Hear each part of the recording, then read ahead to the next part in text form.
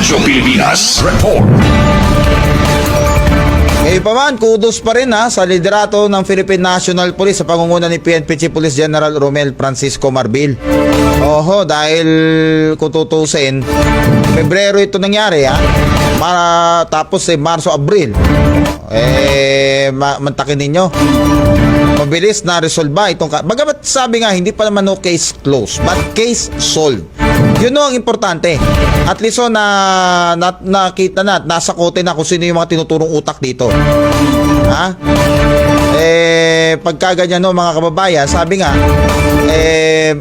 yung epektibo na pagresolba sa mga ganitong kaso, malaking bagay ho yan sapagkat yung tiwala ng taong bayan maaani ng ating Philippine National Police.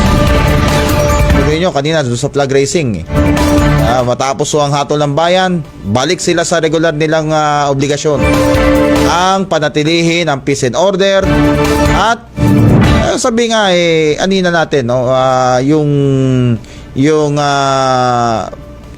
pagpapanatili sa kapayapaan, kaayusan ng bansa, paglaban sa krimen, lalo na't ang bayan natin bugbog na ho sa mga sabi nga mga kaso.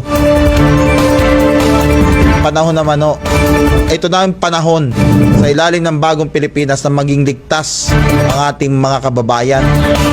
Kaya kudos sa pamunuan po ng Philippine National Police.